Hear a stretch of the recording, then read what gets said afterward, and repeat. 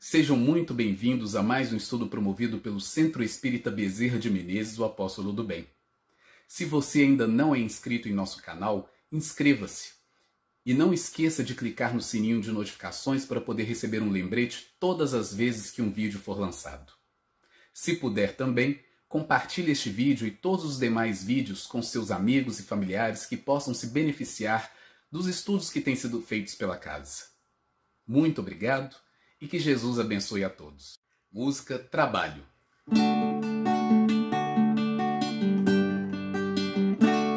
Trabalho traz alegria, bondade gera afeição. Jesus mesmo nos dizia, amor, serviço e perdão. Ensina a mãe natureza, em seu eterno criar, que toda sua beleza nós podemos imitar. Sejamos como a formiga que trabalha o ano inteiro, bichinho que nunca briga e vai enchendo o celeiro. E quando a dor alcançar as fibras do coração, vamos todos trabalhar com paz, amor e união. Veremos que a alegria é difícil de encontrar, é fácil no dia a dia de ao nosso lado estar. Trabalha, ora e vigia, preencha a vida de amor, saia dando alegria, seja sol, seja calor. Boa noite a todos, é com muita alegria que novamente eu estou aqui para fazer um estudo e eu agradeço muito a oportunidade de estudar, de refletir, e de tentar sempre trazer para a nossa vida o Evangelho de Jesus e os ensinamentos espíritas. E a gente vai começar nosso estudo de hoje com a nossa prece. Amado Mestre Jesus, nós pedimos o Teu amparo nesse momento, para que possamos, Senhor, aprender, refletir, meditar sobre temas tão importantes para as nossas vidas. E pedimos ao Mestre que tudo aquilo que estudarmos hoje possa fazer morada em nosso coração e, enfim, Senhor, ir para o nosso cotidiano em forma de ações, de transformação moral, em forma de reforma íntima, que nós possamos, Senhor, sempre, intuídos pela espiritualidade superior, encontrar as oportunidades necessárias para nos melhorarmos. Nós sabemos que o nosso dia a dia está repleto de possibilidades de melhora, de crescimento. E por isso, pedimos a Ti que esteja presente em nossa vida, para termos olhos de ver e ouvidos de ouvir, no momento certo, para discernirmos e podermos colocar em prática o que aprendemos. Que o Senhor Jesus esteja nesse momento, principalmente com aqueles que mais necessitam, seja materialmente ou espiritualmente falando, e que nós possamos ter um estudo abençoado pelo Senhor Jesus. Que assim seja. Então, gente, esse é um tema que me motivou muito. Eu fiquei bastante empolgada para estudar ele, porque é um tema que eu acho que, principalmente nesse momento de pandemia, a gente percebe que ele está tão intrínseco, tão presente nas nossas vidas, de uma maneira que antes a gente talvez não notava.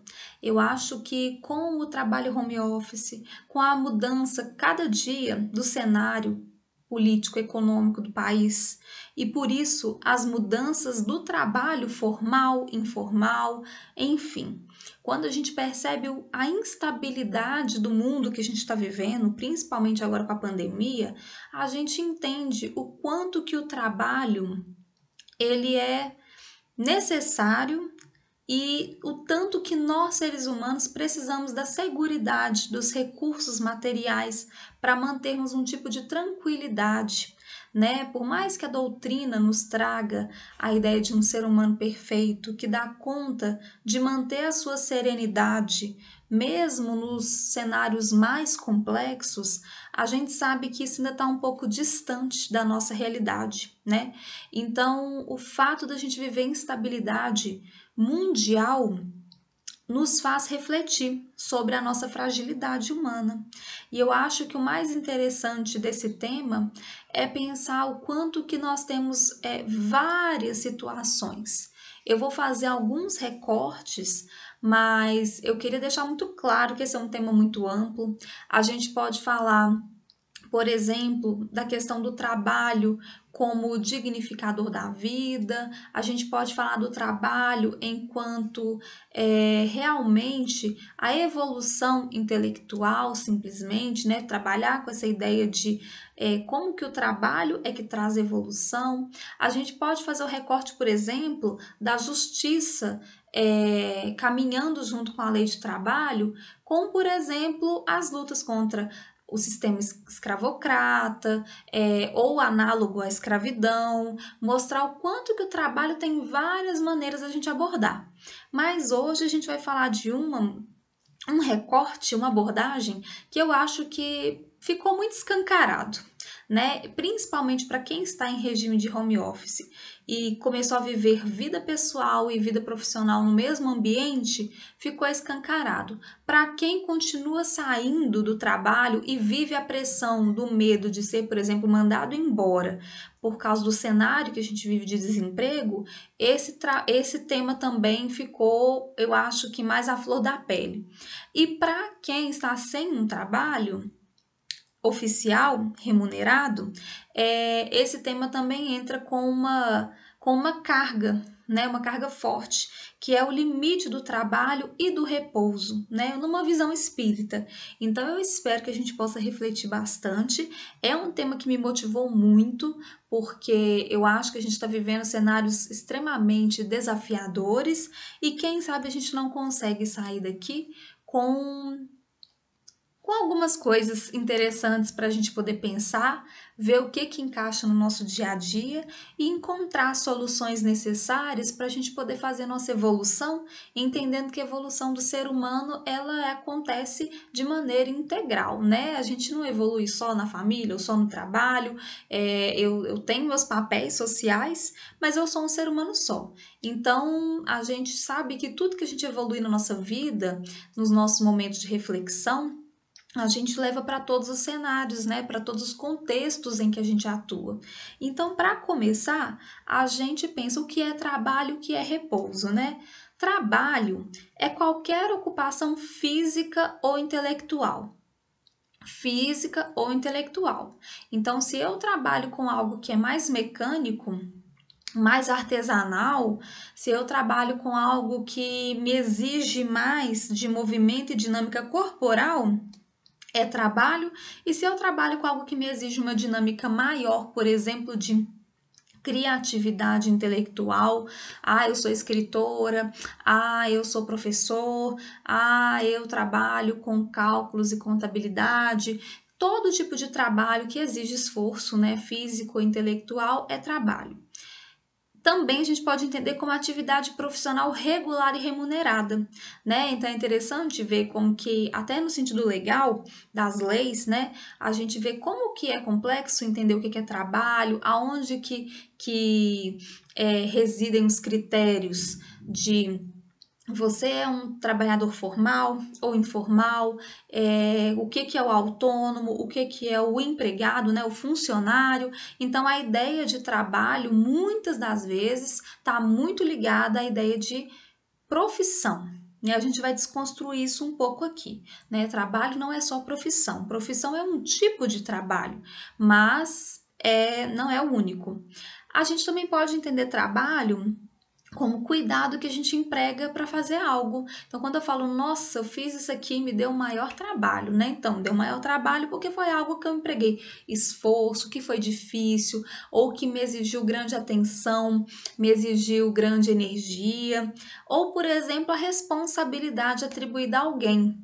Então, se eu falo assim para uma pessoa, olha, isso aqui é seu trabalho, né? Então, a ideia é de que se isso é seu trabalho, é sua responsabilidade. E repouso? Repouso é a ausência, a cessação de movimento, de trabalho. Essa é uma definição física, física mesmo, no sentido das leis da física. Um corpo que está em movimento, ele está em trabalho, né? E um corpo que cessa o movimento, que está que está sem esse movimento, é um corpo que está em repouso. Então, a ausência de movimento, a ausência de trabalho é o repouso. Então, isso na física. E no sentido mais, que é o que a gente realmente usa no dia a dia, é isenção de problemas, de agitações, tranquilidade de espírito no sentido figurado. Então, a gente fala, estou repousando, ou seja, eu estou descansando, eu estou me tranquilizando, eu estou recarregando minhas energias, e aí por aí vai. Essas são duas definições, né, de trabalho e repouso mais ligadas ao conhecimento terreno, conhecimento geral, conhecimento comum. Mas a gente vai entender todo esse estudo, todas as nossas reflexões baseadas na doutrina espírita. Então a gente vai ver o trabalho como uma lei moral, uma lei divina, né? Então se você for lá na parte terceira do Livro dos Espíritos de Allan Kardec, você vai ver a lei do trabalho no capítulo 3, né? E o nosso tema tá bem ali, né? Necessidade do trabalho, limite do trabalho e repouso, né? Então, assim, vamos entender o que Kardec traz para a gente e o que as obras subsidiárias também nos trazem sobre esse assunto. Então, algumas conexões aqui com a lei de trabalho. A gente sabe que as leis morais todas têm relação uma com a outra. Nenhuma lei está sozinha no espaço boiando. Todas as leis de Deus, que são leis que regem o nosso universo, elas têm conexão e relação uma com as outras. Então, aqui eu trouxe algumas, mas a gente pode traçar outras também. Mas a lei de trabalho, num sentido bem literal, bem raso, a gente consegue conectá-la diretamente com a lei de conservação, que é a manutenção do corpo carnal. Ou seja, eu preciso trabalhar para me manter, eu preciso trabalhar para sobreviver. Ah, como assim, Taíla? Vamos pensar lá na época pré-histórica. Esse termo nem é mais usado, né? Vamos pensar ali no período paleolítico, né? O ser humano ainda na idade da pedra lascada, né? E ele precisando trabalhar para sobreviver. Como assim? Caçar, coletar alimentos, desenvolver pequenas ferramentas para poder utilizar no seu dia a dia, seja essas ferramentas potes, pequenas lanças, lâminas, né, mais afiadas, sejam as tintas para fazer os registros de pintura na caverna, seja, por exemplo, a confecção de tecido, enfim, tudo isso é trabalho. Ah, mas não era remunerado porque não tinha dinheiro. Não importa, é um trabalho que o corpo faz, agora usando bem a física mesmo. É um trabalho que o corpo faz, é uma energia que o corpo despende para poder se manter. Se a gente não trabalha, a gente não sobrevive. Se a gente não faz atividades que mantenham o nosso corpo vai perecer.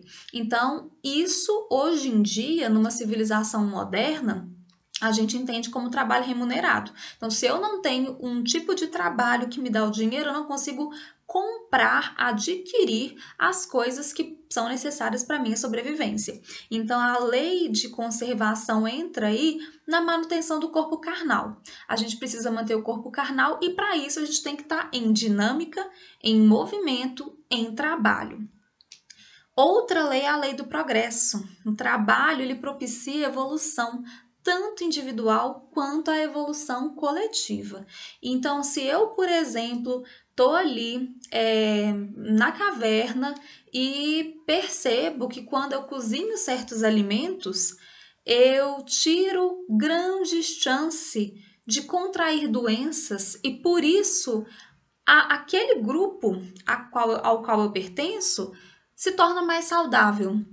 As pessoas vivem mais, as pessoas vivem melhor, e aí eu entendo, né? Eu aprendo uma nova habilidade e eu aprendo um pouco a controlar o ambiente hostil em que eu vivo, né? O ambiente que tem tanta coisa que pode me fazer mal, e eu com aquele trabalho, com aquele esforço, com aquele empenho numa atividade, eu aprendo a me manter melhor. Então, isso vai mostrar para a gente que tanto aquele ser humano se beneficia, quanto todos os seres humanos que vão passar a se beneficiar do conhecimento que um construiu. Então, a gente vive isso até hoje, né? Nossa sociedade, ela é cheia de história, ela é cheia de descobertas, ela é cheia de tecnologias, de técnicas, de instrumentos que foram desenvolvidos, criados, pensados pelos nossos ancestrais. Então, quando uma pessoa aprende algo, se empenha em algo, desenvolve algo, ela cresce e todos os que estão em volta também crescem, porque eles vão se beneficiar daquele conhecimento. Aquele conhecimento vai trazer para toda a coletividade um ganho na qualidade de vida, né? E aí a gente pensa em lei de sociedade também, que é a colaboração coletiva. Mas, Taila, não é a mesma coisa ali do progresso? Não, nem tanto, porque quando a gente pensa em lei de sociedade, a gente está falando mais de interação dos seres humanos, né? Então, são as relações que a gente constrói. Quando a gente pensa num progresso, a gente não pode desassociar o progresso da lei de sociedade, porque é na relação com o outro que eu me conheço e que eu aprendo e construo a minha relação com o outro, com o mundo e comigo mesma. Então, eu preciso dessa relação com o outro para eu poder aprender a conviver, aprender a viver, aprender quem eu sou. É uma coisa que a gente fala muito, né? A gente só sabe quem a gente é quando a gente passa por uma situação. A gente só sabe o que a gente faria quando a gente passa por uma situação.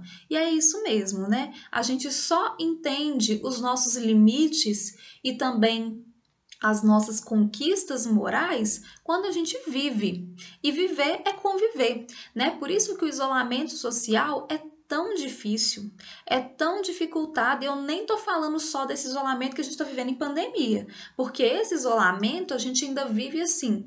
A gente sai de vez em quando, vai ali, faz uma compra, a gente dispõe de alguns recursos tecnológicos que ajudam boa parte da população a fazer contato com outras pessoas, e a gente muitas vezes tem na nossa própria casa pessoas que moram com a gente.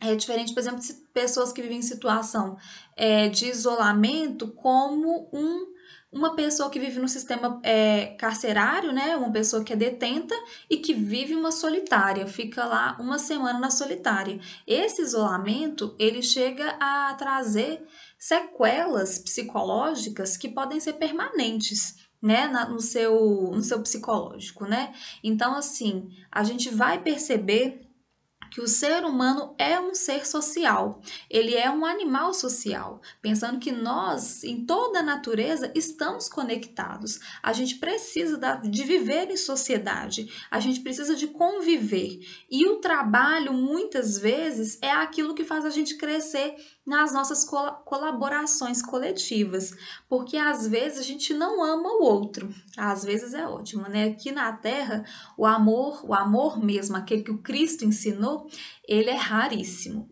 O de Cristo, só Cristo. Mas a gente muitas vezes não dá conta de fazer pela sociedade por causa do amor. Muitas vezes o que a gente faz pela sociedade é pensando no que a sociedade vai nos retornar em questão de colaboração. Como assim, Taila? Eu trabalho muito bem nessa área tal, porque eu sei que se eu fizer um bom trabalho aqui, todo mundo vai se beneficiar. E essa sociedade que eu construo, que é bacana, que é boa, que é justa, ela retorna para mim como uma sociedade que me acolhe bem. Então, se eu que sou uma boa professora, se eu busco ser uma professora melhor, eu entendo que eu estou colaborando para que toda a sociedade melhore. E de uma certa forma eu sinto que eu faço parte disso. E isso vai retornar não só para mim, mas para os meus filhos, para os meus netos, para as pessoas que eu amo. Então, essa sensação de crescimento junto nas relações familiares, nas relações, enfim, de toda espécie, isso também vai nos incentivar a ter esse empenho nos nossos trabalhos, nas nossas atividades, no nosso crescimento. Então, tá tudo aí conectado. E o repouso? Existe lei do repouso? O repouso é uma lei? Vamos com calma, né? A priori, não tem uma lei que fala, olha, repouso é uma lei, todo mundo tem que repousar. Até porque o entendimento de repouso, ele é muito complexo. Se a gente for falar de repouso num sentido muito amplo do universo, o repouso não existe. Porque mesmo quando eu estou dormindo completamente parada, o meu corpo continua trabalhando. Ele repousa no sentido de que ele diminui o gasto de energia para se recompor. Mas as células continuam se multiplicando, os fluidos do meu corpo, os hormônios, tudo aquilo que eu necessito para viver continua acontecendo. E inclusive o meu espírito, né, aquilo que eu realmente sou, vai dar uma passeadinha aí pelo universo e pode continuar também em evolução e em aprendizado, mesmo quando o corpo está repousando. Então, esse repouso que é uma inércia total, desculpa, esse repouso que é uma inércia total, uma ausência completa de dinâmica, de movimento, ela não é uma lei. E ela não existe. O corpo descansa porque tem uma necessidade biológica, mas o espírito que repousa, ou seja, que fica em completa estagnação, em ausência total de movimento, ele está estagnado. O espírito que repousa está estagnado. E estagnação é uma coisa que não aproxima a gente da evolução, não aproxima a gente da perfeição e não aproxima a gente, logo, da nossa felicidade. A felicidade está na perfeição. A gente sabe que os seres que são plenamente felizes são seres perfeitos. Então é muito importante a gente fixar esse conceito agora para entender qual o valor do trabalho na nossa vida e ressignificar o trabalho na nossa vida, né? Então o espírito, ele deve trabalhar sempre, né? Como assim trabalhar sempre, né? Vamos pensar nisso, a gente vai refletir sobre esse assunto agora. O trabalho do espírito é progredir para a autorrealização. Então, a autorrealização do espírito é um progresso que necessita de trabalho. E quando ele vai criando a sua autorrealização pelo seu progresso, ele também começa a levar esse bem para toda a coletividade. E isso acontece, gente, de forma cíclica.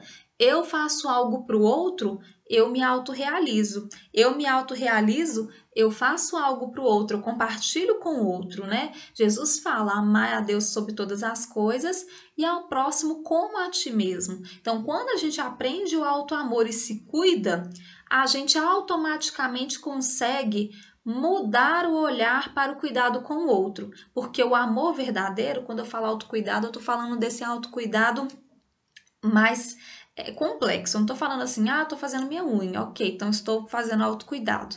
Não, estou falando no sentido do autocuidado espiritual, né? Então, se a gente se cuida, se observa e a gente se conduz, né? Eu me conduzindo para a minha autorrealização de maneira espiritual, moral falando, eu automaticamente vou começar a compartilhar essas minhas novas virtudes, essas minhas novas habilidades, esse meu novo ser regenerado e mais cuidado para a sociedade. Então, a gente tem que entender autocuidado e coletividade muito ligados, né? Se a gente se cuida, se a gente aprende a se cuidar, aprende a evoluir, aprende a ser sujeito da nossa própria evolução, ou seja, né? Eu não vou evoluindo conforme a maré me leva. Eu conduzo o meu próprio processo, eu conscientemente escolho aprender, escolho me observar, escolho mudar a minha atitude. Isso é muito importante, né? Porque acelera o nosso processo evolutivo e vai acelerar também o bem para a sociedade, para a coletividade que a gente pode levar.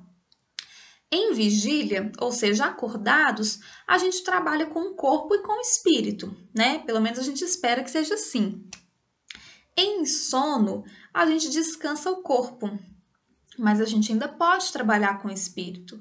Então, quando a gente pensa no repouso, a gente tem que entender o que é realmente o repouso.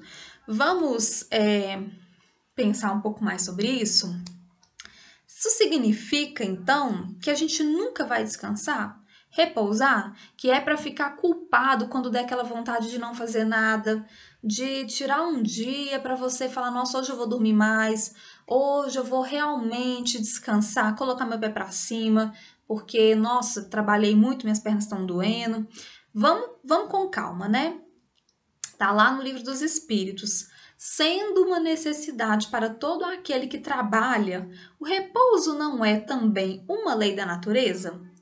Sem dúvida, o repouso serve para a reparação das forças do corpo e também é necessário para dar um pouco mais de liberdade à inteligência, a fim de que se eleve acima da matéria. Grava esse conceito de liberdade à inteligência. O repouso é necessário para o corpo e ele é necessário também para o espírito, no sentido de dar liberdade à inteligência a fim de que se eleve acima da matéria. A gente vai voltar nisso depois. E qual é o limite do trabalho? O das forças. Em suma, a esse respeito, Deus deixa inteiramente livre o homem. Isso significa que o limite do trabalho da Taíla é diferente do limite do trabalho da Maria, do José, de quem seja. O meu trabalho vai ser de acordo com as minhas capacidades. E a gente vive num mundo que nesse sentido tem muita desigualdade social e tem desigualdade nas funções, desigualdade nas remunerações, e a gente vê diversas pessoas que se sentem obrigadas a trabalhar em trabalhos cansativos, difíceis, perigosos, insalubres e que muitas vezes não têm tanta escolha. Quando eu falo tanta escolha, é porque em alguns casos as pessoas podem progredir um pouco, em outros casos as pessoas estão muito presas àquelas condições, né? Não tive condição de estudar, não tem condição de abandonar minha família, enfim, cada pessoa vive o seu calvário, né? A sua situação difícil, o seu desafio, a sua encarnação com as provas e as expiações que são pertinentes. Mas a gente vê que os trabalhos aqui na Terra são muito diferentes e que as pessoas também são muito diferentes. E que às vezes um trabalho que eu acho absurdamente cansativo para uma pessoa não é. E às vezes um trabalho que eu acho absurdamente prazeroso para outra pessoa é uma tortura. Então a gente tem que entender que nós temos vocações, nós temos uma caminhada já construída. Então o que eu acho fácil, prazeroso e bom de fazer é diferente. E também o meu limite físico e psicológico, mental, é diferente do de outras pessoas. Tem pessoas que são mais práticas, que gostam de trabalhos mais objetivos, às vezes até trabalhos mais automáticos, em que a pessoa tem que raciocinar pouco, tomar poucas decisões.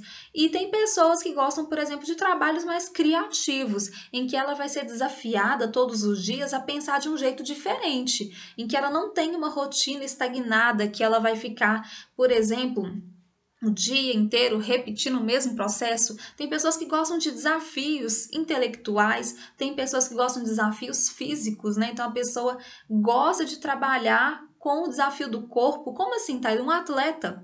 Não tem atletas que cada dia estão tentando se superar? Superar o desafio físico também é mental, porque a gente sabe que grande parte da limitação que a gente vive física, ela é, na verdade, uma limitação mental e que o nosso corpo ele tem muito mais habilidade do que a gente realmente usa. Então, o limite do trabalho e do repouso é o limite que a própria pessoa vai designar para ela. Entendendo, é claro, gente, que a minha fala aqui não está dizendo que a pessoa vai trabalhar e repousar do jeito que ela quer.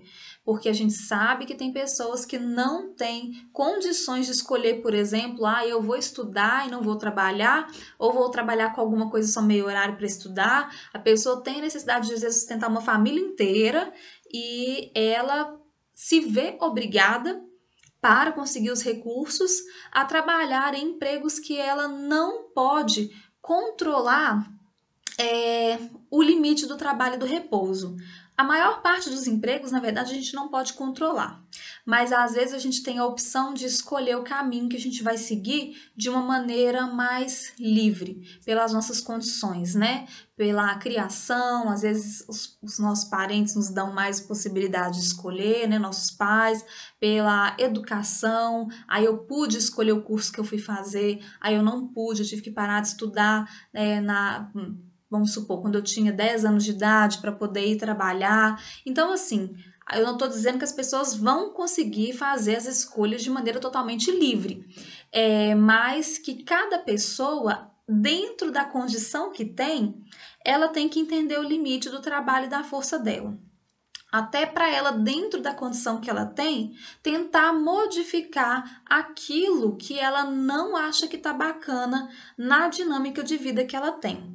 Então, até nesse sentido, a gente tem que entender como que a pessoa vai escolher se ela vai se esgotar mais, se esgotar menos, onde que ela vai investir a saúde, a energia dela, né? Então, a gente vê assim que esse é um trabalho, essa é uma questão, esse é um problema muito sério na nossa sociedade, né? Assim, é um problema que envolve questões sociais profundíssimas, né? Assim, a gente vê quanto que as pessoas gostariam de ter trabalhos que respeitassem mais o limite das forças dela. Tanto no sentido psicológico, de termos empresas em que não há assédio moral, em que não há um ambiente tóxico, competitivo, um ambiente competitivo principalmente nesse sentido negativo, de você estar sempre sendo comparado, rebaixado, inferiorizado, caso você consiga fazer X ou Y, como também no aspecto de que as empresas como um todo e as instituições, elas visam lucro. Então, muitas vezes o ser humano ali, ele não é o foco, né? Apesar da empresa ser feita por pessoas, muitas vezes o que é mais pensado é no lucro. E aí as pessoas vivem condições de trabalho que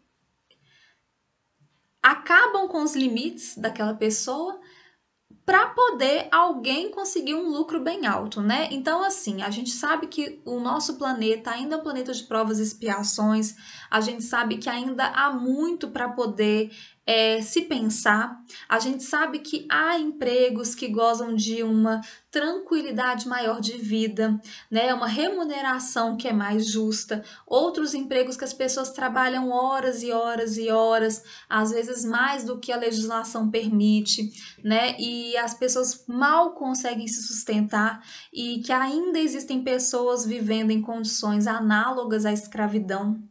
Então, a gente tem que entender que esse estudo aqui não está focando nisso, mas que cada pessoa vai tentar entender o limite do trabalho e do repouso no próprio contexto, pesando o quanto que para ela, o quanto que para cada pessoa, ela pode lançar mão do seu livre-arbítrio para poder equilibrar essas questões, né? Então, a gente não vai fechar os olhos para as questões sociais, mas a gente vai entender que algum livre-arbítrio o ser humano tem, né? As provas não estão aí fechadas como um destino selado que ninguém nunca vai poder mudar, né?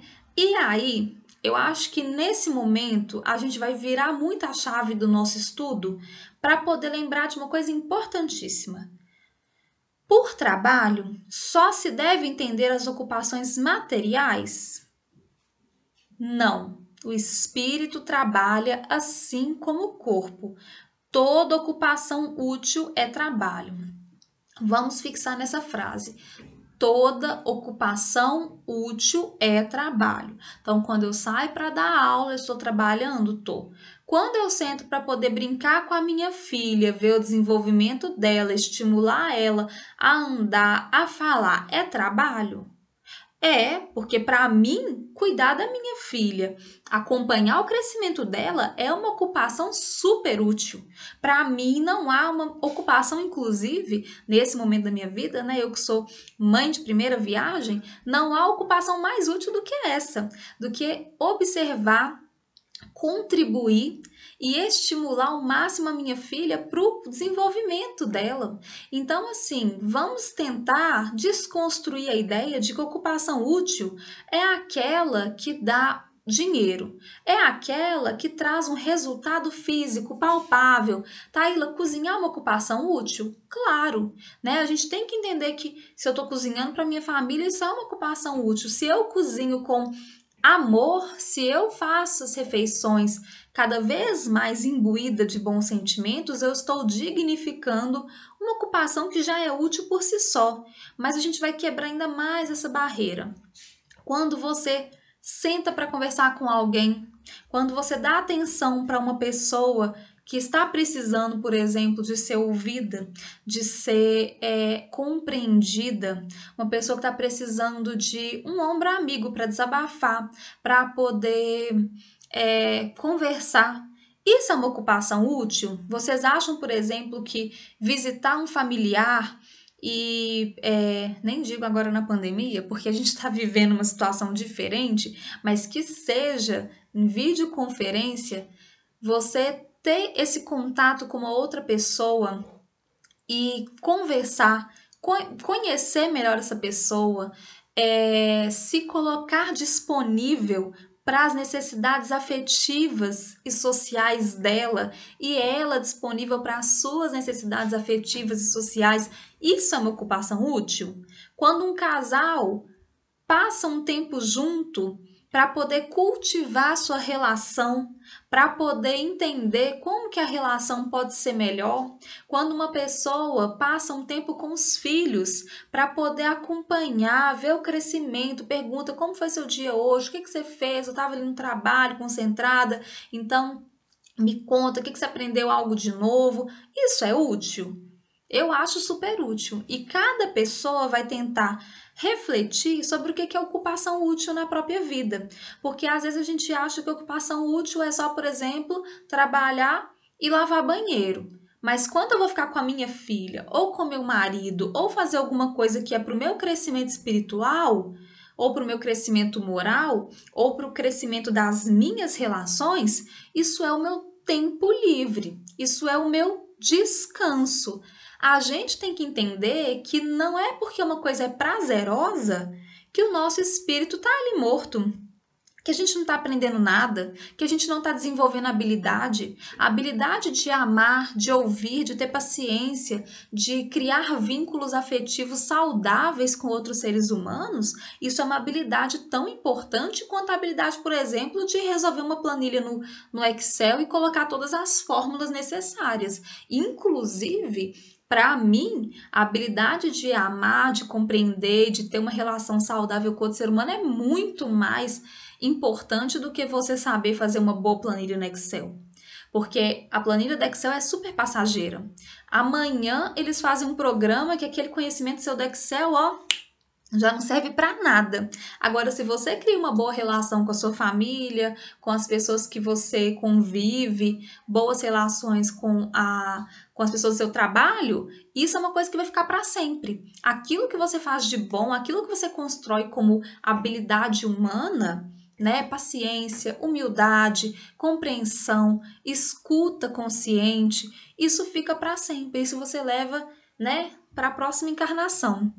A planilha do Excel pode ser que nem vá mais ser utilizada numa outra encarnação. Sejam outros recursos, você vai ter que aprender tudo de novo. Então, a gente tem que pensar muito em como que a gente está usando o nosso tempo, no sentido de, isso é trabalho, isso é tempo livre, isso é descanso, isso aqui eu tenho que pegar o tempo que me sobra para poder fazer. E às vezes não sobra tempo nenhum, né? Quem nunca viveu uma situação de falar, quando sobrar um tempo eu sento com fulano para conversar, para ver como é que ele tá, porque eu achei ele triste no outro dia. Aí espera sobrar o tempo não sobra nunca, de repente, quando você vai conversar com fulano, ele já tá deprimido, ele já tá mal, ele já tá assim, numa situação às vezes muito pior do que você imaginava. Então a gente tem que começar a entender melhor o que é trabalho, o que é ocupação útil para a gente fazer nossas escolhas conscientes, né? E aí, fazendo esse estudo, eu lembrei de uma teoria que a gente estudava muito na faculdade de arte, que é o ócio criativo. E aí eu vou ler para vocês um trechinho desse livro que chama Ócio Criativo, do Domenico de Masi, que é um escritor italiano, e ele vai falar um pouco sobre a importância do ócio criativo. E a gente vai lembrar daquele trecho, Liberdade e a Inteligência, do Livro dos Espíritos, que o descanso, o repouso, ele era importante para dar liberdade à inteligência. Vocês lembram? Então vamos lá. Existe um ócio alienante que nos faz sentir vazios e inúteis. Mas existe também um outro ócio, que nos faz sentir livres e que é necessária a produção de ideias, assim como as ideias são necessárias ao desenvolvimento da sociedade. Eu acho incrível essa teoria do ócio criativo, porque a gente vive agora um momento na humanidade em que o termo produtividade nunca foi usado de maneira tão cruel. A gente é muito cruel conosco mesmos, com as outras pessoas, usando o termo produtividade como se fosse um termo extremamente positivo e carregado de apenas significados bons. Então, eu já gostaria de criar aqui uma polêmica, porque produtividade é um termo que está sendo usado assim o tempo todo. A produtividade, hoje em dia, é a gente fazer mais em menos tempo e cada vez melhor. E aí eu fico pensando, né? Um ser humano que quer fazer mais em menos tempo, cada vez melhor, será que ele realmente vai conseguir focar em uma coisa só? Ele quer fazer mais quantidade, mais coisas em menos tempo, cada vez melhor. A ideia da produtividade que é pensada hoje nos compara a máquinas. A gente tem que ser infalível. E isso traz uma pressão psicológica que não é saudável para o ser humano. A gente vê grandes cientistas, artistas, escritores, pessoas, inclusive, que trouxeram para a humanidade contribuições enormes e que tinham suas ideias no momento do ócio. Então, a gente vê, assim, quando você vai ler um pouco sobre a vida de Einstein e você vê documentários e tudo, que as maiores e as ideias mais brilhantes que ele teve não foram fazendo cálculos, não foi ele lá debruçado em cima do livro, do caderno o tempo todo, sem parar para descansar. Muitas vezes era na observação das coisas do cotidiano, é na observação de uma fogueira, é na observação de um pássaro, caminhando, conversando com alguém e vinham as ideias, porque a gente precisa dar espaço na nossa mente para a intuição, para que os nossos próprios conteúdos, que são nossas habilidades construídas em vidas passadas, possam emergir. Uma pessoa que se ocupa o tempo todo e que não se permite em momento nenhum relaxar, esvaziar a mente e deixar que a intuição venha, ela não vai conseguir perceber quando a intuição chegar. É uma coisa que eu acho interessante porque a maçã cai na cabeça de Isaac Newton e ali, puf, vem um insight. Imagina se Isaac Newton nunca tivesse sentado embaixo de uma árvore, se ele nunca tivesse parado para deixar que a ideia surgisse, né? A ideia surge com liberdade. Quando a gente força muito a barra, nem sempre a gente encontra a solução. Às vezes os cientistas estavam ali em casa, já tinham saído do laboratório, e aí vendo uma criança, né, um filho fazendo alguma coisa, um movimento, fala, nossa, é isso. ou conversa com a esposa fala uma coisa que não tem nada a ver e fala, nossa, é isso. Ou uma cientista, uma escritora que está ali vendo a vida da família dela e ali ela tem o insight. Então a gente vai perceber que o ócio criativo nada mais, nada menos é do que a gente dar espaço para que as ideias cheguem, espaço para a nossa inteligência, para que ela se eleve acima da matéria. Quando a gente pega a nossa agenda e faz igual um joguinho de Tetris e vai encaixando tudo, várias coisas para fazer, e a gente não se permite descansar e relaxar, a gente não abre esse espaço para a intuição, né? É muito interessante ver como que as mentes geniais, elas trabalhavam muito mais com a inspiração do cotidiano e a observação descompromissada do mundo do que o tempo todo se cobrando, né? Eu até vejo muitas pessoas postando assim, trabalhem enquanto eles dormem, trabalhem enquanto eles dormem. É tipo assim, né? Enquanto tem pessoas dormindo, você trabalha. Eu fico pensando assim, gente, agora o ser humano tem direito a dormir. E a gente sabe que a privação do sono é uma coisa que desestabiliza todo o corpo do ser humano. Uma coisa é você dormir o tanto que o seu corpo precisa. Se o seu corpo precisa de 6 horas, você vai dormir 6 horas. Se o seu corpo precisa de 8 e você pode dormir 8, você durma 8, né? Eu tenho uma filhinha bebê. Minha filha dorme super bem, graças a Deus, eu durmo super bem também. Eu não fico pensando assim, não, eu vou trabalhar enquanto ela dorme. Não, eu vou dormir porque na hora que ela acordar eu quero estar bem, quero estar descansada, quero estar disposta para brincar com ela. Por que eu vou trabalhar o tempo todo e não vou dormir? Né? Por que eu vou privar o meu corpo sem necessidade? Né? Se ela acordar de madrugada, eu vou privar meu corpo sim para poder atender a necessidade dela, mas eu vou deixar de me cuidar para ter um tipo de produtividade mecânica, né? Então isso me preocupa muito. Quando eu vejo esse tipo de postagem, eu penso em como que o ser humano está perdendo a humanidade. Nós não somos máquinas, né? Ai, meu Deus, foi.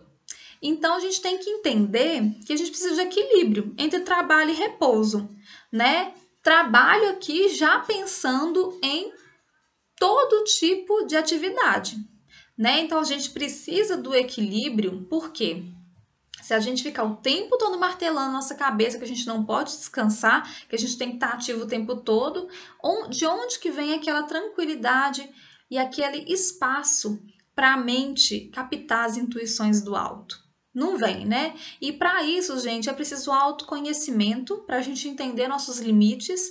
Então, o meu limite não é o mesmo que o do meu marido, que não é o mesmo da minha família, da minha mãe, do meu pai, da minha irmã. Cada pessoa tem o seu limite psicológico, físico, o seu limite também de vocação. Eu, por exemplo, tenho zero vocação para algumas coisas que minha irmã faz super bem naturalmente. Do mesmo jeito que eu tenho vocação para coisas que ela fala, meu Deus, eu pago qualquer pessoa, mas eu não faço isso porque não é do meu jeito de ser. Então a gente tem que aprender quem nós somos para poder tentar fazer o gerenciamento inteligente do nosso tempo. Então é autoconhecimento e um gerenciamento inteligente do tempo. Então eu vou usar meu tempo com inteligência, eu vou pensar quanto eu quero dedicar para cada coisa. Eu já trabalho 8 horas por dia, mas aí o trânsito, então me sobrou só isso. Eu preciso dormir tanto, peraí. Que dia eu vou fazer uma atividade espiritual? Que dia que eu vou fazer uma atividade com a minha família? Não é que o dia do espiritual, ele é um trabalho melhor do que com a família, ou o dia do trabalho é remunerado, é mais importante do que o outro. A gente tem que entender que o nosso espírito tem que estar evoluindo em todos os contextos. Porém, se a gente não tira um tempo para poder desenvolver com foco nas habilidades espirituais, nas habilidades afetivas, a gente não consegue usar bem o nosso tempo. A gente tem que realmente sentar e pensar: o que é que eu quero fazer do tempo que eu tenho? Onde eu quero gastar esse tempo? Com quais atividades eu quero me vincular para poder me desenvolver?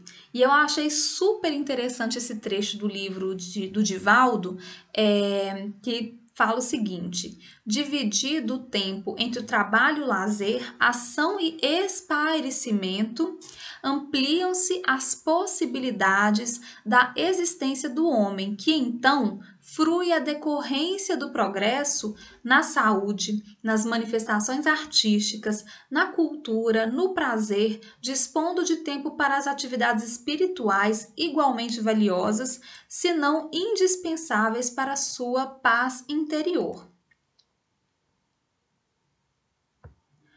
Mediante o trabalho remunerado, o homem modifica o meio, transforma o habitat e cria condições de conforto.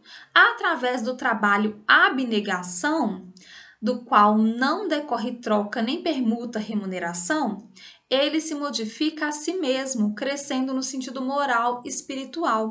Então, achei muito interessante essa fala de Joana de Ângeles, porque a gente às vezes não valoriza o trabalho, a abnegação, a não ser que ele venha com um rótulo de trabalho, de tarefa. Às vezes uma pessoa fala comigo assim: nossa, eu preciso fazer muitas tarefas no centro. Será que não é melhor fazer poucas e fazer bem feitas e se dedicar de verdade?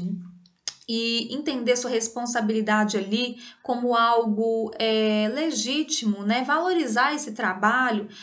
A gente tem que começar a escolher aquilo que a gente faz com o tempo de maneira mais consciente. Aí é por isso que eu trouxe aqui também um pouquinho de ciência. Daqui a pouco a gente vai falar um pouquinho sobre questões científicas. E no plano espiritual, gente, até no plano espiritual tem descanso. Se a gente lembrar, por exemplo, do livro Nosso Lar, o André Luiz, ele se afoba e quer trabalhar muito e acaba desfalecendo, né? Percebendo que não é possível a gente viver sem o repouso. Aqui, em verdade, a lei do descanso é rigorosamente observada para que determinados servidores não fiquem mais sobrecarregados que outros. Mas a lei do trabalho é também rigorosamente cumprida.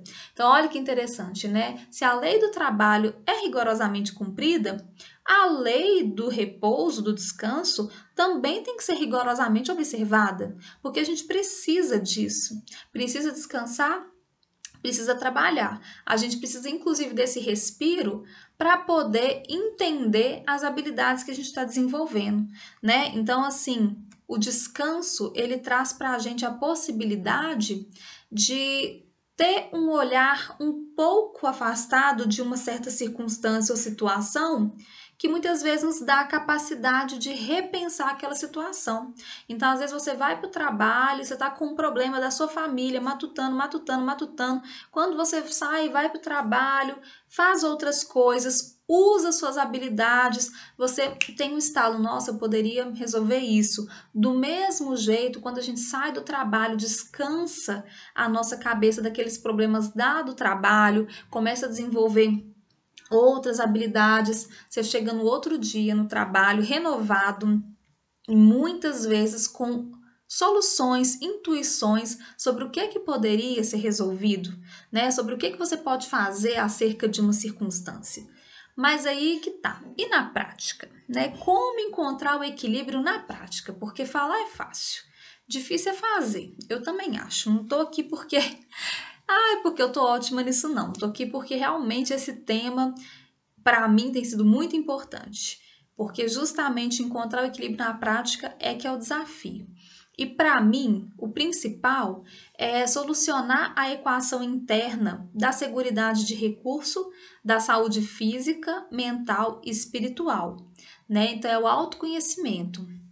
Eu tenho que entender quais são os meus limites, o quanto eu preciso dos recursos físicos, porque o dinheiro é necessário, então eu tenho que colocar isso na balança. Poxa, eu preciso de sustentar minha família, eu preciso me sustentar, então eu tenho que trabalhar e tem que ser num emprego que me dê o possível, mas eu preciso equilibrar isso, que eu preciso de recurso físico, com a minha saúde física, com a minha saúde mental e com a minha saúde espiritual. Tudo isso tem que estar harmônico, equilibrado. O dinheiro não vem acima de um, a saúde não vai acima do espiritual, o espiritual não vai acima, tudo está equilibrado, porque a gente vai entender que, inclusive, a nossa saúde espiritual e a nossa saúde mental, ela tem que estar presente em todos os aspectos, né? Do mesmo jeito que uma pessoa que também está vivendo uma situação, por exemplo, de falta de recurso físico, ela vai ter dificuldade de fazer reflexões, como dizia Chico, né? Não se doutrina o espírito com fome. Então não adianta a gente falar assim, tem que pensar só no espiritual. Não, a gente tem que pensar que nós somos seres integrais, a gente precisa trabalhar, a gente precisa se movimentar, mas a gente não pode deixar nenhum campo sem ser abordado.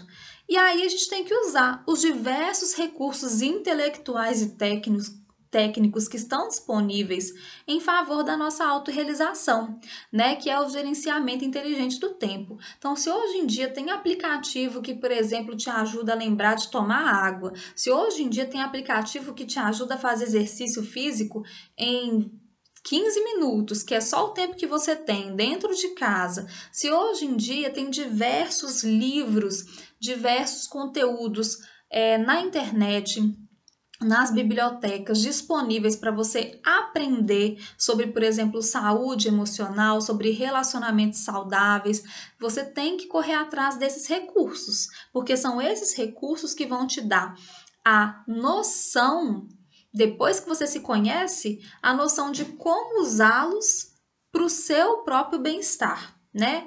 Então aqui eu até coloquei alguns exemplos de problemas que a gente pode ter quando a gente está assim, pensando só no trabalho, né? A síndrome de burnout, por exemplo, que é uma síndrome de esgotamento do corpo a partir desse estresse intensivo que a gente vive no trabalho. Então, muitas pessoas às vezes ficam assim incapacitadas de trabalhar por meses porque tem. Desculpa, gente, um alarme. Porque tem essa síndrome de burnout. E a gente também tem o Fear of Missing Out, que é uma nova modalidade de fobia, né? É a fobia de perder alguma coisa. Como assim, Taíla, perder alguma coisa? A gente vive hoje em dia bombardeado de mensagens, informações e pressões de rede social. Então, por exemplo, às vezes eu abro meu WhatsApp e tem 274 mensagens para eu ler. Na hora que eu vejo que tem 274 mensagens para eu ler, eu vou ser bem sincera, meu coração dá até uma taquicardia, porque eu penso, gente, eu vou ter que responder. E o medo que a gente tem de deixar as coisas passarem, a gente se sente obrigado a dar conta de responder cada postagem, cada mensagem, cada grupo. Então, se 79 pessoas num grupo mandaram uma mensagem, você sente que você é obrigada a ler todas e saber tudo que está acontecendo e saber de todas as notícias e ver todos os jornais e seguir todo mundo nas redes sociais para você saber o que está acontecendo, para você conseguir responder todo mundo. Isso é um tipo de fobia que está acontecendo hoje em dia porque nunca as pessoas foram tão ligadas a redes sociais, nunca se teve tanta informação em tão pouco tempo. Então, tem pessoas, por exemplo, que enquanto elas não zeram o WhatsApp, não zeram o Instagram, não conseguem ver tudo o que está acontecendo, elas não fazem outras coisas na vida. Ou a pessoa que está sempre no tempo livre dela, olhando mensagem, porque se você realmente for pensar em como que hoje em dia é fácil mandar mensagem, se você for olhar tudo que todo mundo faz, que todo mundo posta, que todo mundo te manda, você vai ficar o dia inteiro olhando, né? Porque a gente vê que Instagram mesmo, se você atualizar em questão de segundos, aparece 150 novas postagens. E muitas vezes a gente vai ver, será que aquilo realmente fez diferença na minha vida? Será que saber o que todo mundo quis falar sobre algo, que todo mundo está pensando sobre algo, é tão importante assim para o meu crescimento espiritual? Será que eu estar em 27 grupos, lendo e respondendo todas as mensagens possíveis, isso é uma necessidade do meu espírito, né? Então, eu acho assim que é uma reflexão. E outra coisa que é bom muito a gente pensar nessa ideia de produtividade pós-indústria 4.0, né, a quarta revolução industrial, que é essa que a gente está vivendo, né, Big Data, a tecnologia das coisas, tudo acontece tão rápido, a tecnologia inova e muda tão rapidamente, nossos celulares ficam obsoletos em questão de segundos. Você está comprando seu celular aqui agora, tem algum modelo melhor do que o seu sendo lançado com certeza em algum lugar do mundo. Então a gente vive o tempo todo a pressão da produtividade e de ter as coisas, né? E aí, trazendo um pouco de ciência, eu quis finalizar com a roda da vida. Para quem não conhece essa ferramenta, é uma ferramenta muito utilizada em processo terapêutico, porque ela é para a gente refletir sobre o que a gente está fazendo com o nosso tempo, com a nossa energia e com o nosso foco, né? Foco no sentido assim, de que a gente tem que escolher mesmo áreas para poder focar. A gente tem que escolher prioridades. Não dá para você ter 20 prioridades no seu dia, né? Como assim? Você tem 20 prioridades, né? Você tem que ter uma prioridade. Hoje a prioridade do meu dia é tal. Ou então, por exemplo, agora na parte da manhã eu tenho uma prioridade. Como que você escolhe a sua prioridade? Então, a ideia da roda da vida, que é um recurso que facilmente vocês encontram no Google, é você pegar essa rodinha, esse modelinho aqui e personalizar, se necessário, né? Caso tenha áreas de vida que não estão contempladas aqui, ou áreas de vida que aqui tem que para você não faz sentido, né? Então, por exemplo, aqui tem vida profissional com dinheiro, finanças, carreira e missão, vida interior com intelectual e racional. A gente pode pensar esse intelectual como autodesenvolvimento, né?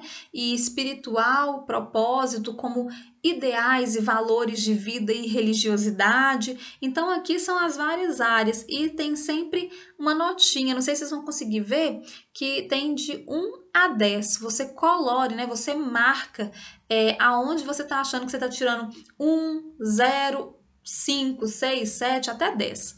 E aí depois você compara quanto que você está satisfeito com as suas áreas de vida, para poder entender também onde você está gastando mais energia do que às vezes você realmente acha necessário. Eu vou dar um exemplo aqui, por exemplo, família e amigos. Às vezes a pessoa tem muita vontade de ter uma relação com a família muito melhor, mas ela tá pegando o tempo dela todo e colocando em carreira e missão.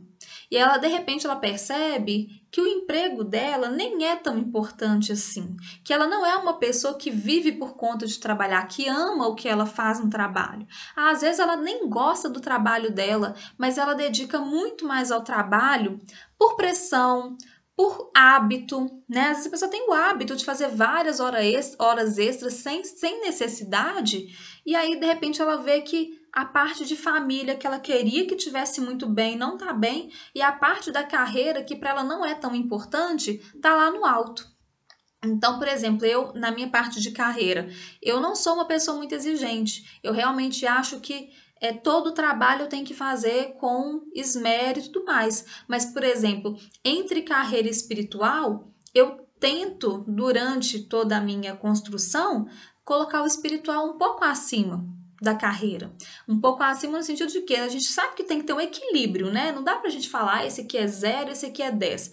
Mas a gente tem que tentar escolher o foco da nossa vida. Só assim que a gente consegue gerenciar o nosso tempo de maneira mais inteligente. Então, cada pessoa tem que fazer a sua reflexão. E eu achei interessante trazer para vocês também a pirâmide de Maslow, né? Maslow foi um teórico que falou que o ser humano é um ser de necessidades. E ele colocou essas necessidades nessa pirâmide e nessa ordem, pensando em como que nós, seres humanos, precisamos de ter nossas necessidades básicas satisfeitas para poder ir galgando esses degraus na pirâmide para chegar na nossa realização pessoal. Então ele vai falar que um ser humano, por exemplo, que não tem as necessidades fisiológicas resolvidas, ele vai ter muito mais dificuldade de evoluir, progredir e se concretizar nas realizações pessoais, né? Então vamos ver quais são essas necessidades para a gente ver se às vezes a gente não está deixando alguma coisa passar e elas são tão importantes, né? Então, por exemplo, aqui, comida, água, sono, abrigo, todas essas coisas que dizem respeito à sobrevivência do corpo, elas estão nas necessidades fisiológicas. Então, um ser humano que está com fome ou privação, por exemplo, de água, ele vive numa região seca que ele está morrendo de sede, ele dificilmente vai ficar muito preocupado, por exemplo, com a criatividade. Nossa, eu estou aqui pensando filosoficamente como que a poesia é importante. Ai, as palavras, quando elas se organizam de uma maneira poética, isso enobrece a minha vida. Você consegue imaginar uma pessoa que está sofrendo a privação, por exemplo, da água, que está prestes a morrer de sede porque está vivendo uma região muito seca, pensando, refletindo sobre poesia? Né? É muito difícil. Essa pessoa precisa de ter suas necessidades atendidas para depois dar conta de fazer essa construção que é mais ligada a uma necessidade que não é básica, né? A gente não tem necessidade fisiológica de poesia. Nossa necessidade fisiológica é aquilo que, se o corpo não tiver, ele morre. Então, depois da fisiológica, a gente vê segurança, né? Segurança do corpo, do emprego, de recursos, de propriedade, saúde, da família, da moralidade. Moralidade aqui, no sentido mesmo, de seguridade, de um bem-estar básico, né? Então, assim, uma pessoa que está na iminência de sofrer um corte na empresa, que ela pode ficar desempregada, ela talvez vai ter um período, enquanto ela está sofrendo esse medo do corte de empresa, que talvez as outras áreas que estão lá acima da pirâmide, ela vai dar menos atenção, porque ela está vivendo um problema justamente quase que ali na base da pirâmide. Então, a gente tem que perceber isso para a gente poder entender se a gente está satisfazendo as nossas necessidades. Depois vem a social, amizade, família, intimidade afetiva, né? E sexual. Ou seja, né, quando eu falo aqui intimidade afetiva e sexual, não necessariamente a pessoa tem que ter um relacionamento, porque várias pessoas estão satisfeitas solteiras, estão bem. Então, aqui, na verdade, é de você construir uma relação saudável no sentido das relações sociais, né? É você construir relações sociais saudáveis. E isso a gente vê o quanto que muitas vezes impede o nosso crescimento, né? Às vezes a pessoa está vivendo relações tóxicas, relações que minam as energias dela. Aí você fala, nossa, você vê a pessoa, ela vive falando que vai estudar ou que vai mudar de emprego, mas ela vive assim um relacionamento complicado e ela não, às vezes, tem força para poder fazer o próximo passo, que é o da autoestima, da confiança, do respeito a si, do respeito dos outros, né? E as conquistas que são íntimas. E por último, a gente tem a criatividade, a moralidade, e aqui moralidade a gente está falando de uma evolução do bem-estar, né? A gente buscar um mundo moral justo, ético e equilibrado, né? A espontaneidade, a solução de problemas, a aceitação dos fatos e a ausência de preconceitos. Então, Maslow criou essa pirâmide pensando que nós, seres humanos, precisamos gradualmente de ir desenvolvendo, né, os nossos recursos, desenvolvendo a maneira como a gente se relaciona com esses recursos. Então, é uma ferramenta interessante da gente pensar, principalmente quando a gente vê que talvez a gente gasta muito mais tempo da nossa vida desenvolvendo coisas que estão lá na base da pirâmide, mas lá nas nossas relações pessoais, lá na nossa realização pessoal, naquilo que está a espiritualidade da nossa vida, a gente não gasta tempo, a gente tem preguiça, ou a gente não se sente motivado, às vezes a gente fica tão preso, né, àquilo que está lá na base. Então, é pensar que a gente tem que pensar na base, mas tem que ver essa pirâmide o tempo todo como um progresso, né, uma progressão. E a gente refinando aí as nossas necessidades para poder criar uma vida cada vez mais equilibrada, né? Então isso faz com que a gente precise de mudança de hábitos e de mentalidade, ressignificar todos os dias o sentido do trabalho, o sentido do repouso e organizar a nossa vida para poder aplicar esse novo sentido. Buscar mesmo técnicas de organização, reflexão, procurar ajuda terapêutica se necessário, se você vê que vive momentos de estresse no trabalho, que tiram a sua energia, por exemplo, para ficar com sua família. Então a gente tem que buscar o máximo possível os recursos que temos para poder nos melhorar e organizar o nosso tempo, porque, gente, o tempo e a vida são recursos divinos. Né? Então, eu vou finalizar com uma reflexão aqui, que está escrito o seguinte: todos fazem alguma coisa na vida humana, mas raros não voltam à carne para desfazer quanto fizeram.